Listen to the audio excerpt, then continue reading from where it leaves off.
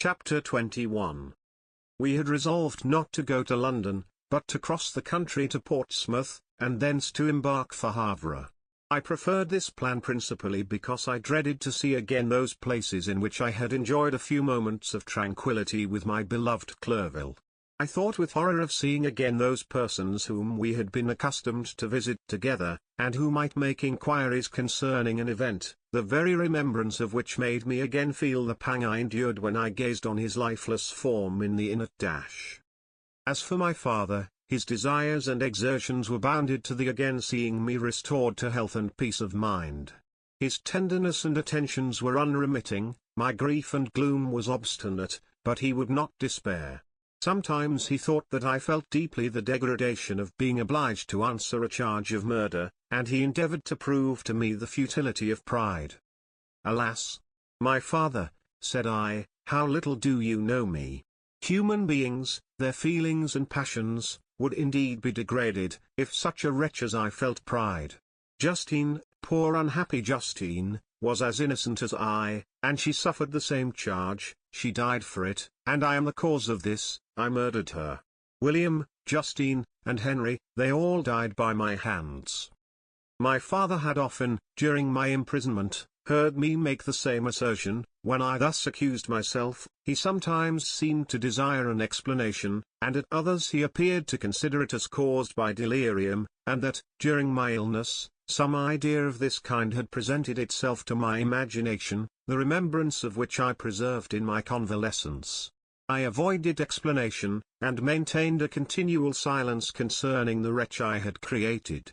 I had a feeling that I should be supposed mad, and this forever chained my tongue, when I would have given the whole world to have confided the fatal secret. Upon this occasion my father said, with an expression of unbounded wonder, "What do you mean, Victor? Are you mad? My dear son, I entreat you never to make such an assertion again." "I am not mad," I cried energetically, "the sun and the heavens, who have viewed my operations, can bear witness of my truth. I am the assassin of those most innocent victims, they died by my machinations. 1,000 times would I have shed my own blood, drop by drop, to have saved their lives, but I could not, my father, indeed I could not sacrifice the whole human race." The conclusion of this speech convinced my father that my ideas were deranged, and he instantly changed the subject of our conversation, and endeavored to alter the course of my thoughts. He wished as much as possible to obliterate the memory of the scenes that had taken place in Ireland, and never alluded to them, or suffered me to speak of my misfortunes. As time passed away I became more calm, misery had her dwelling in my heart, but I no longer talked in the same incoherent manner of my own crimes, sufficient for me was the consciousness of them. By the utmost self-violence, I curbed the imperious voice of wretchedness, which sometimes desired to declare itself to the whole world, and my manners were calmer and more composed than they had ever been since my journey to the Sea of Ice. We arrived at Havre on the 8th of May, and instantly proceeded to Paris, where my father had some business which detained us a few weeks. In this city, I received the following letter from Elizabeth. To Victor Frankenstein. My dearest friend. It gave me the greatest pleasure to receive a letter from my uncle dated at Paris. You are no longer at a formidable distance, and I may hope to see you in less than a fortnight. My poor cousin, how much you must have suffered. I expect to see you looking even more ill than when you quitted Geneva. This winter has been passed most miserably, tortured as I have been by anxious suspense, yet I hope to see peace in your countenance, and to find that your heart is not totally devoid of comfort and tranquillity. Yet I fear that the same feelings now exist that made you so miserable a year ago, even perhaps augmented by time. I would not disturb you at this period, when so many misfortunes weigh upon you, but a conversation that I had with my uncle previous to his departure renders some explanation necessary before we meet. Explanation. You may possibly say, what can Elizabeth have to explain? If you really say this, my questions are answered, and I have no more to do than to sign myself your affectionate cousin. But you are distant from me, and it is possible that you may dread, and yet be pleased with this explanation, and, in a probability of this being the case, I dare not any longer postpone writing what, during your absence, I have often wished to express to you, but have never had the courage to begin. You well know, Victor, that our union had been the favorite plan of your parents ever since our infancy. We were told this when young, and taught to look forward to it as an event that would certainly take place. We were affectionate playfellows during childhood, and, I believe, dear and valued friends to one another as we grew older. But as brother and sister often entertain a lively affection towards each other, without desiring a more intimate union, may not such also be our case? Tell me, dearest Victor.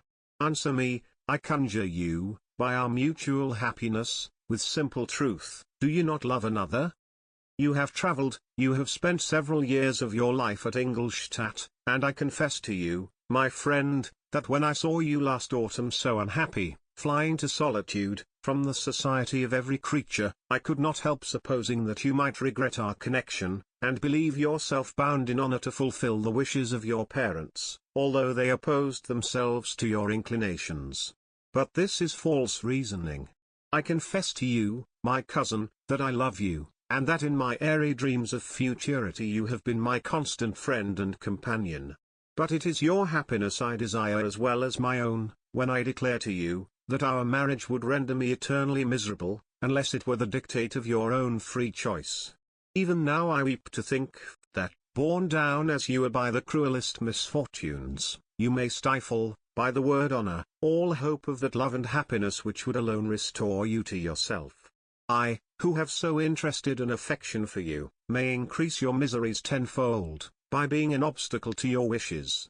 Ah, Victor, be assured that your cousin and playmate has too sincere a love for you not to be made miserable by this supposition. Be happy, my friend, and if you obey me in this one request, remain satisfied that nothing on earth will have the power to interrupt my tranquillity. Do not let this letter disturb you, do not answer it tomorrow, or the next day, or even until you come, if it will give you pain. My uncle will send me news of your health, and if I see but one smile on your lips when we meet, occasioned by this or any other exertion of mine, I shall need no other happiness. Elizabeth Lavenza. Geneva, May 18th, year 1700-something. This letter revived in my memory what I had before forgotten, the threat of the fiend, I will be with you on your wedding night. Such was my sentence, and on that night would the demon employ every art to destroy me, and tear me from the glimpse of happiness which promised partly to console my sufferings. On that night he had determined to consummate his crimes by my death. Well, be it so, a deadly struggle would then assuredly take place, in which if he was victorious, I should be at peace, and his power over me be at an end. If he were vanquished, I should be a free man. Alas! What freedom! Such as the peasant enjoys when his family have been massacred before his eyes, his cottage burnt, his lands laid waste, and he is turned adrift, homeless, penniless, and alone, but free. Such would be my liberty, except that in my Elizabeth the first possessed a treasure, alas! Balanced by those horrors of remorse and guilt, which would pursue me until death. Sweet and beloved Elizabeth! I read and reread her letter, and some softened feelings stole into my heart, and dared to whisper paradisaical dreams of love and joy, but the apple was already eaten, and the angel's arm bared to drive me from all hope. Yet I would die to make her happy.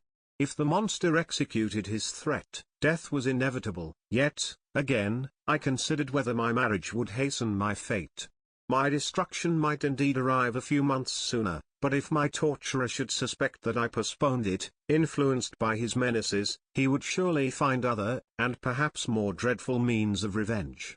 He had vowed to be with me on my wedding night, yet he did not consider that threat as binding him to peace in the meantime, for, as if to show me that he was not yet satiated with blood, he had murdered Clovel immediately after the enunciation of his threats. I resolved, therefore, that if my immediate union with my cousin would conduce either to hers or my father's happiness, my adversary's designs against my life should not retard it a single hour. In this state of mind I wrote to Elizabeth. My letter was calm and affectionate. I fear, my beloved girl, I said, little happiness remains for us on earth, yet all that I may one day enjoy is consented in you. Chase away your idle fears, to you alone do I consecrate my life, and my endeavors for contentment. I have one secret, Elizabeth, a dreadful one. When revealed to you, it will chill your frame with horror, and then, far from being surprised at my misery, you will only wonder that I survive what I have endured. I will confide this tale of misery and terror to you the day after our marriage shall take place, for, my sweet cousin, there must be perfect confidence between us. But until then, I conjure you, do not mention or allude to it. This I most earnestly entreat, and I know you will comply. In about a week after the arrival of Elizabeth's letter, we returned to Geneva. My cousin welcomed me with warm affection, yet tears were in her eyes, as she beheld my emaciated frame and feverish cheeks. I saw a change in her also. She was thinner, and had lost much of that heavenly vivacity that had before charmed me, but her gentleness, and soft looks of compassion, made her a more fit companion for one blasted and miserable as I was. The tranquillity which I now enjoyed did not endure.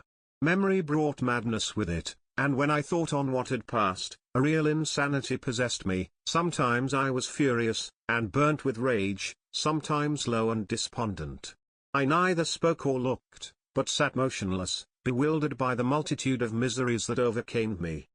Elizabeth alone had the power to draw me from these fits. Her gentle voice would soothe me when transported by passion, and inspire me with human feelings when sunk in torpor. She wept with me, and for me. When reason returned, she would remonstrate, and endeavor to inspire me with resignation. Ah! It is well for the unfortunate to be resigned, but for the guilty there is no peace. The agonies of remorse poison the luxury there is otherwise sometimes found in indulging the excess of grief. Soon after my arrival my father spoke of my immediate marriage with my cousin. I remained silent. "Have you, then, some other attachment?" "None on earth. I love Elizabeth, and look forward to our union with delight. Let the day therefore be fixed, and on it I will consecrate myself, in life or death, to the happiness of my cousin." My dear Victor, do not speak thus. Heavy misfortunes have befallen us, but let us only cling closer to what remains, and transfer our love for those whom we have lost to those who yet live. Our circle will be small, but bound close by the ties of affection and mutual misfortune. And when time shall have softened your despair, new and dear objects of care will be born to replace those of whom we have been so cruelly deprived. Such were the lessons of my father. But to me the remembrance of the threat returned, nor can you wonder, that, omnipotent as the fiend had yet been in his deeds of blood, I should almost regard him as invincible, and that when he had pronounced the words, "I shall be with you on your wedding night," I should regard the threatened fate as unavoidable. But death was no evil to me, if the loss of Elizabeth were balanced with it, and I therefore, with a contented and even cheerful countenance, agreed with my father, that if my cousin would consent, the ceremony should take place in 10 days, and thus put, as I imagined, the seal to my fate. Great God! If for one instant I had thought what might be the hellish intention of my fiendish adversary, I would rather have banished myself for ever from my native country, and wandered a friendless outcast over the earth, than have consented to this miserable marriage. But, as if possessed of magic powers, the monster had blinded me to his real intentions, and when I thought that I prepared only my own death, I hastened that of a far dearer victim. As the period fixed for our marriage drew nearer, whether from cowardice or a prophetic feeling, I felt my heart sink within me. But I concealed my feelings by an appearance of hilarity, that brought smiles and joy to the countenance of my father, but hardly deceived the ever watchful and nicer eye of Elizabeth. She looked forward to our union with placid contentment, not unmingled with a little fear, which past misfortunes had impressed, that what now appeared certain and tangible happiness, might soon dissipate into an airy dream, and leave no trace but deep and everlasting regret.